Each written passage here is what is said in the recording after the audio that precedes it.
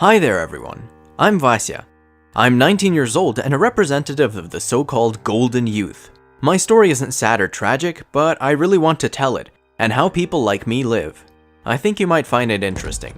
It so happened that I was born into a deputies family. From the moment that I was born, my parents already had everything one could wish for, so I wasn't denied anything since early childhood. From 3 years onwards, I was raised to measure up as an heir to my dad. Different languages, English, French, and a bit of Arabic, because my parents were often visited by Arabic representatives.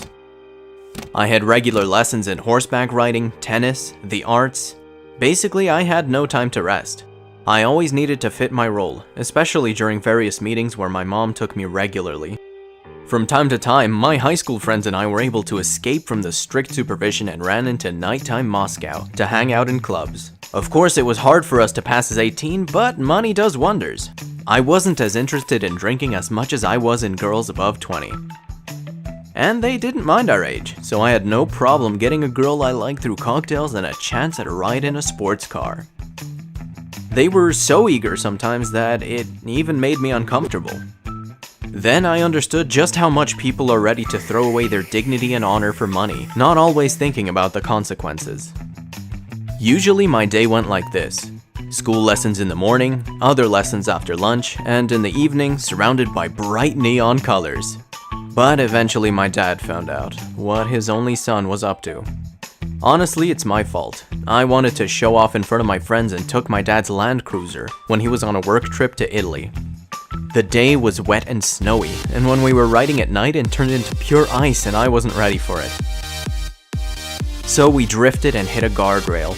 Luckily no one was hurt, but you can understand that we couldn't cover up what happened. My dad never beat me, but he had a yelling fit and punished me by lowering my pocket money from $800 to a measly $50 a week. So I was really in a tight spot. Though despite this, for my 16th birthday, my dad still got me a BMW, my blue dream, and paid for a cruise in the Mediterranean with my friends, surrounded by the sea and right next to beauties in bikinis. Amazing. We went over a month. Well, you wouldn't think it, but not only did they shower me with money, they asked me for a lot of effort. I finished my school with a golden medal, watched them try not to give it to me, so I did have some understanding. Then came the time to go to university. Europe was no straight away. I was sick of English already. I got expelled and I didn't want to go through that again. I would have liked America, but who would let me go there? So I had a choice of Moscow State Uni or MGIMO. But I had no idea at all what I wanted to do. So I thought the easiest thing to do was pursue diplomat, like my dad. So I went to MGIMO, without competition of course. And I got to work studying, following up the lessons with trips and parties.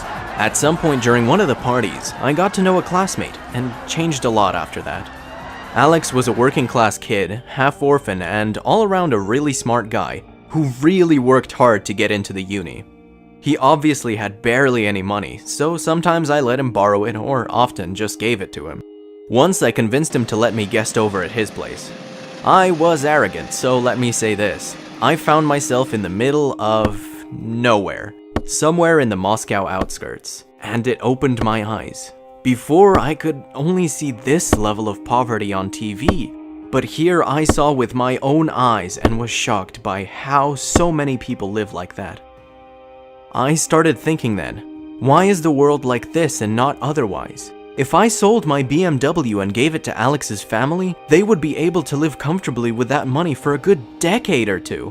Of course, I helped them out with some things, but even I understood that it wasn't enough, because the amount of families living like this make up almost a third of the country, and you can't help all of them. You know, now I am learning not because I need to, but because I want to genuinely change something. I am absolutely sure I can do it. Don't judge the golden youth. In most cases, we are as locked in our upbringings as you. Lots of us don't even know what the other life, like many of you don't know ours, is. If you have people you know like that, show them your life. Then maybe others will wake up and understand that life isn't limited to Moscow, and there are other worlds out there, and they will gain motivation to make a change. Want to see more content like this? Support us with a like, subscribe to the channel, and turn on bell notifications. Want your story to be told? Message us in the address below.